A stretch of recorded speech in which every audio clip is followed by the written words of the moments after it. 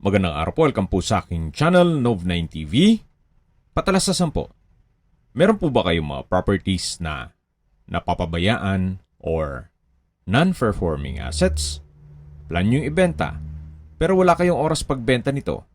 Kung ito'y pagkakatiwala nyo po sa amin, tawag lang po kayo sa aking numero, usap po tayo, gawan ko po ng video for free. Yes, libre po. Wala po kayong babayaran. Tutulungan pa namin kayong mabenta ang inyong property. Kami na po bala sa marketing, sa boosting, pati po sa paid advertisements, even sa tripping. Hindi na po kayo mapapagod sa pag-entertain ng mga buyers. Kami na po bala sa lahat. Tawag lang po kayo.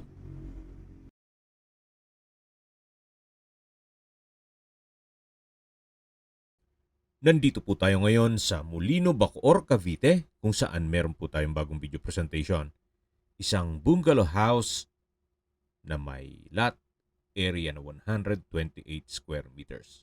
May floor area po ito na 72 square meters. Ito po yung newly renovated. Nasa loob ng isang subdivision na flood-free area.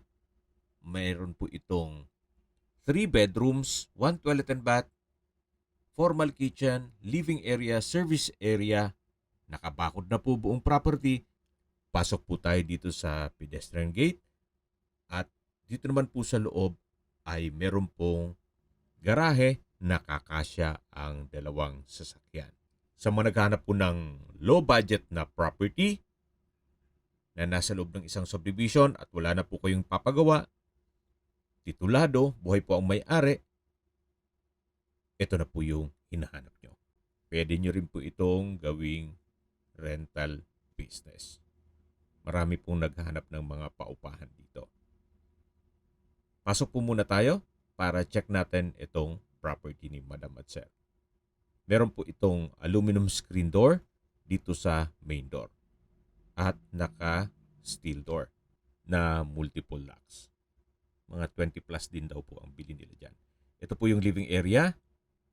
Then sa dulo po yung kitchen at dining area.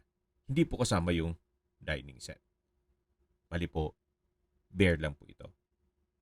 Then meron pong mga sliding glass windows, naka-tile flooring, pulido ang pagkapintura ng ceiling at wall, at ito po yung tinutukoy ko na formal kitchen. May kitchen countertop, stainless sink with faucet, at kitchen cabinet. Ito naman po yung access door papunta dito sa likod ng bahay o service area na naka-aluminum screen door. Then yan po yung tinutukoy ko na service area at dirty kitchen.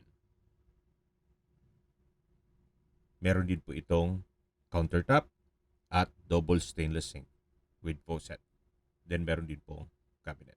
Ito po yung setback na papunta naman yan doon sa harapan ng bahay o garahe. Balik po ulit tayo dito sa loob. Yan po yung kitchen countertop ng formal kitchen. Dito naman po yung dining area at sa dulo naman yung living area o salas. Ito po yung common toilet and bath. Meron pong hand wash basin, water closet with bidet. Brand new po yan. Naka-tile bathroom wall, towel holder, shower enclosure. Meron din pong overhead shower. At from floor to ceiling po ang tile bathroom wall. Yan po yung common toilet and bath.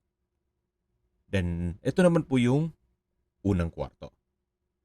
Sa spasyo, sakto lang. Hindi naman siya ganun kaliit at hindi naman ganun kalaki. High ceiling at meron din pong glass window. Ito po yung naka-solid wood door. Balik po ulit tayo dito sa may kitchen, dining area, at sa may living area kung saan malapit naman po yung main door. Ito naman po yung second and third bedroom. Ito po yung second bedroom. Malaki din po ang espasyo. pulido ang pagkapintura ng ceiling at wall, at may sliding window. Na pag sinilip mo naman dito ay yung garahe at yung main gate. Ito po yung second bedroom. Kung mga nagsisimula pa lang na pamilya o small families o young professionals, abay pwede na po ito. Yan po ulit yung living area, dining area at yung formal kitchen. Ito po yung last bedroom o third bedroom na naka-solid wood door. At sa spasyo, sakto lang, hindi naman siya ganun kaliit at hindi naman ganun kalaki. High ceiling din po siya. Okay, sa distance, location at travel time portion na po tayo. Mula po sa Somo Vista Mall o Daang Hari at All Day Supermarket, ang distance is 1.1 kilometers at ang travel time is 6 minutes. Mula naman po sa SM Molino, ang distance is 2.1 kilometers at ang travel time is 7 minutes. Meron pong dalawang malapit na hospital dito sa property. Una po ay yung Metro South Medical Center sa Molino na ang distance is 3.3 kilometers at ang travel time is 10 minutes. At yung isa naman po ay yung Cavite East Asia Medical Center. Ang distance is 3.1 kilometers at ang travel time is 13 minutes. At yan po yung lagi kong binabanggit sa inyo, yung na dapat nyo i-consider sa paghanap ng property ay yung meron pong malapit na hospital. Hindi ko naman po sinasabing sakitin kayo. Yan naman po for emergency purpose lang naman. At kung pag-uusapan naman ng mga schools at universities, meron din pong malapit na eskwelahan o university gaya ng University of Perpetual Health System Delta. Ang distance is 1.6 kilometers at ang travel time is 7 minutes. At sa State Fields School naman, ang distance is 1.2 kilometers at ang travel time is 5 minutes. Mula naman po sa Evia Lifestyle Center, ang distance is 5.8 kilometers at ang travel time is 15 minutes. Malapit na rin po doon ang MCX na access sa South Luzon Expressway, Skyway, all the way to North Luzon Expressway o NLEX at ibang parte ng Metro Manila. Mula naman po sa Makati o BGC, ang distance is 31 kilometers at ang travel time is 29.3 minutes. At mula naman po sa airport, ang distance is 27.6 kilometers at ang travel time is 38 minutes. Yan po. Kung sakali man po na wala namang ganong kalaking budget at gusto nyong ready for occupancy, yung tipong pag binayaran nyo ngayon, pwedeng lipatan kaagad bukas. Ito na po yung hinahanap nyo. Binebenta po ito ni owner sa halagang 5.8 million pesos.